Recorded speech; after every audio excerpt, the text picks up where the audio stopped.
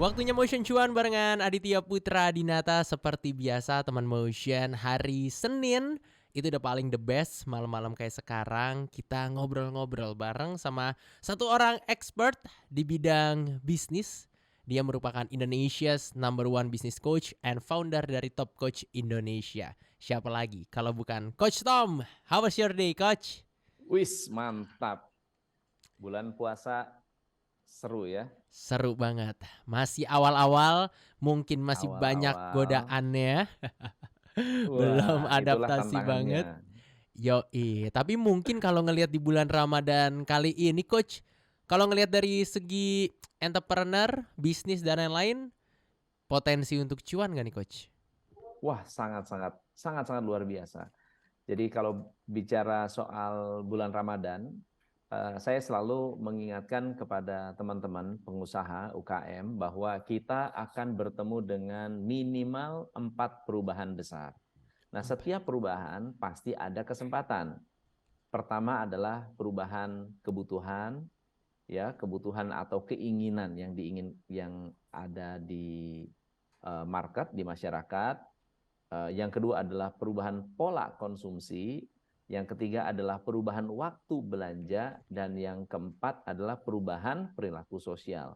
Empat Oke. perubahan ini mendatangkan potensi penjualan kalau misalnya kita benar-benar memperhatikan dan melakukan strategi yang tepat. Tapi kalau kita tidak memperhatikan, bisa jadi kita kehilangan kesempatan. Berarti semacam pisau bermata dua. Kalau kita pinter-pinter ini bisa jadi dampak positif untuk kita nih, untuk teman Motion juga. Tapi Betul, kalau semisal kita nggak bisa buat strategi yang maksimal, malah kesempatan emasnya lewat ya Coach ya. benar banget, benar banget. Dari empat Kalau strategi yang tadi Coach Tom bilang, kalau misalnya disuruh pilih satu di bulan Ramadan ini, yang paling jadi kesempatan emas yang mana Coach? jadi kalau berbicara soal uh, tendensi terbesar pasti pada perubahan waktu belanja. Hmm, Perubahan waktu belanja. Jadi kalau berbicara jualan, kita kalau jualan pagi, jualan siang, jualan sore, ternyata menjelang menjelang sore, menjelang malam itu cenderung lebih banyak transaksinya daripada uh, kalau siang ya. kita berkacamata di siang hari. Kemudian pola konsumsi makanan. Ya. Karena siang tidak makan, maka uh, makanan yang dijual di siang hari cenderung akan lebih sedikit daripada yang dijual pada malam hari. Jadi pola waktu transaksi itu menurut saya yang paling besar pengaruhnya.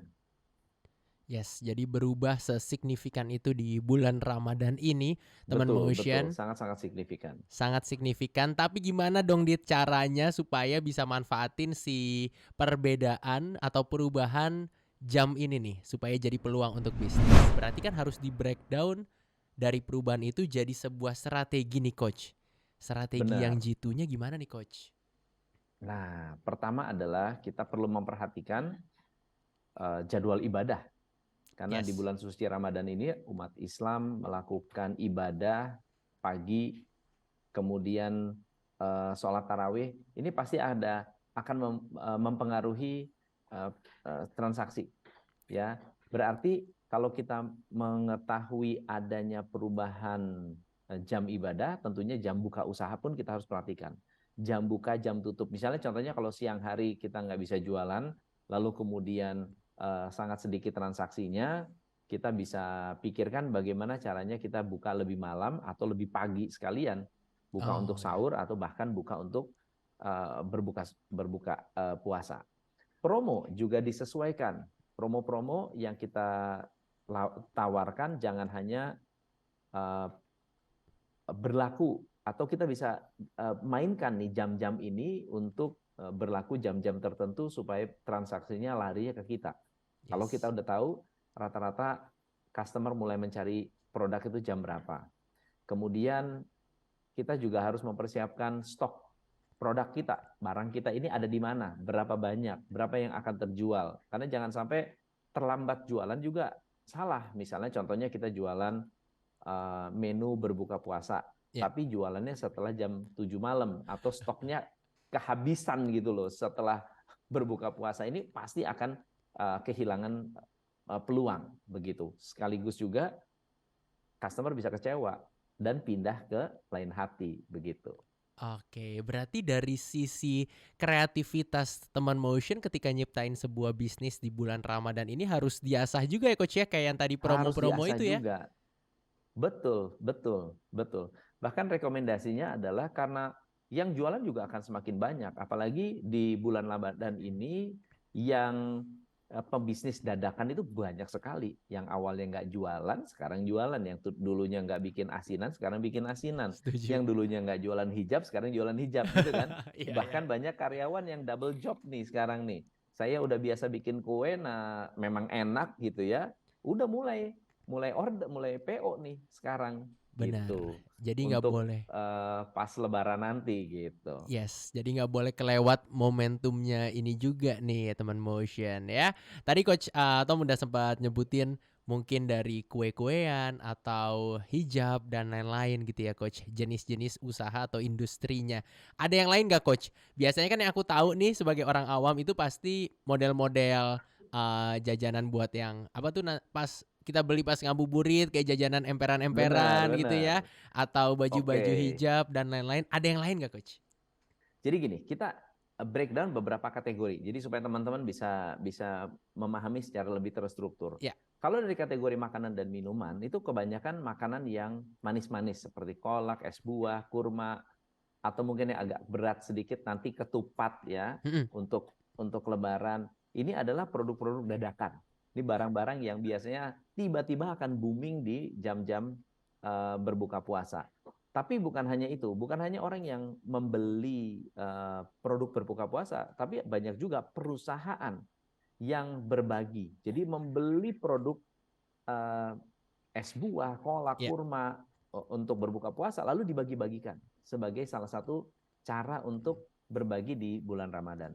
Yang kemudian yang kedua adalah produk-produk khas atau oleh-oleh khas. Coba kalau kita apa namanya kunjungan ya apa namanya Mau lebaran, halal bihalal halal lebih gitu. halal ya. Ini pasti akan ada nastar ya, kue salju, Waduh. dodol, apapun itu yang khas itu biasanya selalu laku. Nah, atau Oh. busana muslim. Kalau busana muslim ini juga hari ini barusan saya ada sesi dengan salah satu brand lokal yang sedang booming. Mhm, mhm. Saya ngobrol soal planning di Ramadan ini gimana.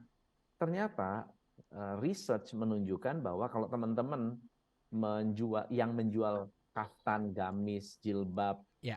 penjualannya itu bisa naik 7 kali lipat. 7 kali lipat. 7 kali lipat. Wow. Ya, nah, yang awalnya jualan dikit-dikit atau santai-santai, ini bisa meledak luar biasa. Oke, Wow. jadi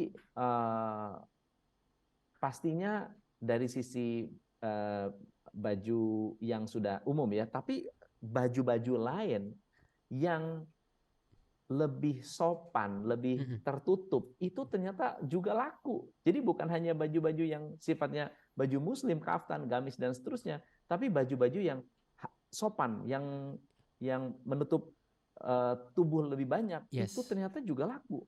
Oh. Souvenir, ini juga kategori yang menurut saya cukup menarik, cemilan lah. Ya, ini adalah barang atau produk-produk seperti asinan, Benar. paket-paket, parcel dan seterusnya. Ini adalah produk yang juga cukup naik di bulan Ramadan dan hadiah-hadiah. Hadiah ya Hadiah. apalah, paket, parcel, kirim-kiriman. Ini Yes. semua adalah produk-produk yang laku. Tapi yang menarik adalah kita harus tahu karena ada permintaan dadakan, Mhm. biasanya supportnya juga dibutuhkan. Apa yang akan ikut laku terjual? Kompor, oven, Oh, uh, benar toolsnya ya. supportingnya, tool-tool supportingnya ya, wajan, Setuju. kemudian bahan-bahan kue itu Bahan-bahan akan kuenya. ikut-ikutan naik begitu. Jadi Lebaran ini, bulan puasa ini bukan hanya mempengaruhi yang tadi, tapi juga supportingnya. Tenaga kerja akan semakin dibutuhkan. Makanya orang kadang-kadang dilema nih. Di bulan puasa itu jam kerja akan lebih pendek. Ya, Tapi di sisi lain kita membutuhkan orang lebih banyak untuk memproduksi permintaan yang tiba-tiba membengkak gitu. setuju. Dapurnya harus ngebul juga gitu ya. Nah, ini tadi Betul. ternyata memang industri atau bisnis-bisnis yang bisa kita maksimalkan sebenarnya ada di sekitar kita teman motion. Tinggal kita asah aja nih ke-awarean kita gitu ya. Senang banget hari ini dapat insight menarik dari Coach Tom kalau sebenarnya ini adalah waktu yang tepat untuk kita bisa berbisnis di bulan Ramadan. Tapi kalau bisa kan pengennya bisnis yang everlasting gitu ya Coach. Nggak setelah nanti lebaran bisnisnya gulung tikar. Memungkinkan atau Iya. enggak dan gimana caranya Coach Tom? Yes, sangat-sangat memungkinkan. Saya kasih satu kasus ya. Ini ada cerita di dekat rumah saya. Ya, Dulu itu ada satu tetangga yang jualan asinan pada saat Lebaran. Jualan asinan standar lah, jualan asinan.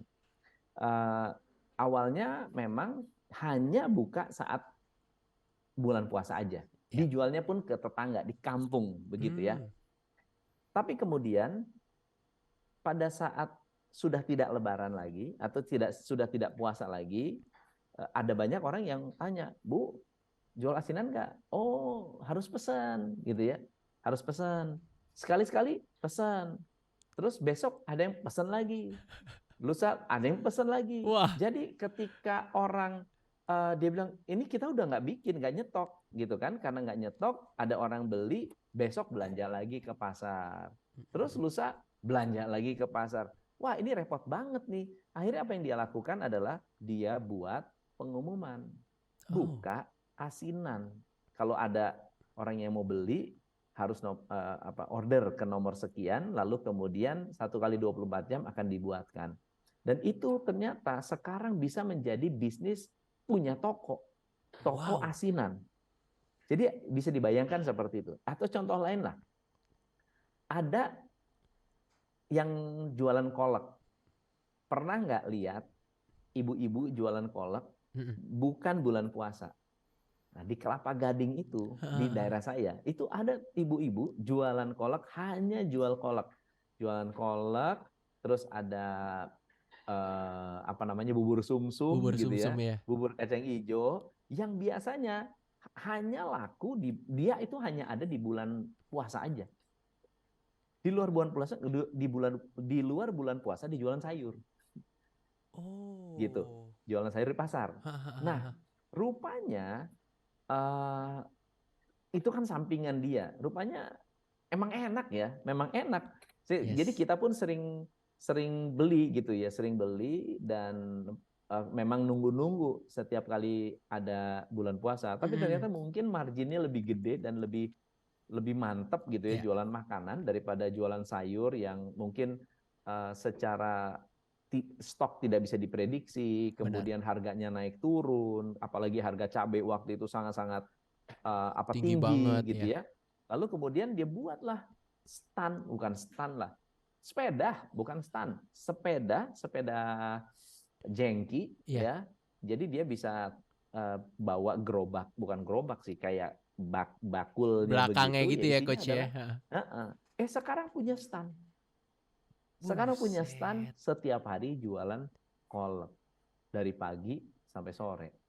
Dan itu Jadi awal tidak ada mulanya yang iya, tidak ada yang membatasi.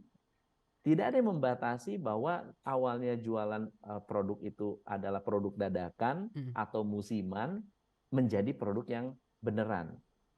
Ya bahkan ya saya punya banyak case study anak-anak muda bikin kue-kue itu loh, apa Iya namanya ya yang nge-bake jajanan gitu ya. pasar.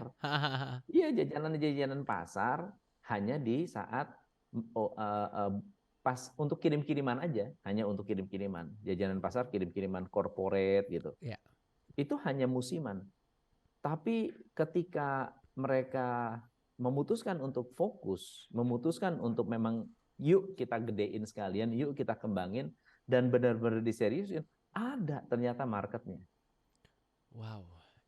Ini berarti kalau kita ngelihat secara bisnis, selain memang ini jadi satu kesempatan besar, tapi di satu sisi ini jadi salah satu potensi untuk kita ngebangun brand awareness kita juga ya Coach ya? Benar. Ini peluangnya di sini adalah kalau kita memang produknya bagus dan ternyata enak, ini momentumnya. Karena Iya, orang apa ya? Orang langsung mengenal kita dan akan dari mulut ke mulutnya cepet tuh. benar. Pesan aja. Contoh ini Bika Ambon. Ini juga satu kasus yang menarik di Bika Ambon di salah satu daerah di Sulawesi. Dia jualan hanya satu, Bika Ambon. Bika Ambon ini ya rumahan, hanya makanan rumahan doang. Tapi karena dibuat pada masa bulan puasa, lalu kemudian orang jadi kenal, sekarang itu 2-3 bulan sebelum Lebaran sudah order, sudah penuh jadwalnya, Slotnya udah langsung sudah penuh. penuh. Iya, sudah Wow. penuh. Yes, itu keren banget sih. Dan pasti memang perlu proses untuk bisa mencapai ke situ ya Coach ya. Betul, betul. Tapi sama-sama kita yakin pasti teman motion bisa. Dan kalau mungkin kamu masih ngerasa kayak modalnya nggak ada, duitnya nggak ada. Tadi berkaca sama cerita dari Coach Tom, mungkin bisa dibuat jadi sistem pre-order dan lain-lain. Memungkinkan banget sebenarnya ya. Wow, Coach Tom, ini insight yang begitu mahal. Aku yakin abis ini teman motion langsung pada mikir kira-kira industri bisnis apa nih yang pengen langsung dicemplungin ya di bulan Yang cocok ya. Ramadan. Yang cocok kalau bisa setelah Ramadan pun masih tetap jualan. Coach Tom, thank you so much atas waktunya hari ini Coach. Thank you so much. Thank you so much Adit. Semoga puasanya dilancarkan Amin. dan bisnisnya terus berkembang. Yes, itu dia ngobrol-ngobrol hari ini seru banget sama Coach Tom. Lancar juga puasanya Coach Tom. Kita ketemu hari Senin depan ya. Cuma di Motion Cuan barengan Aditya Putra Dinata. Thank you Coach, bye-bye. Thank you, bye-bye.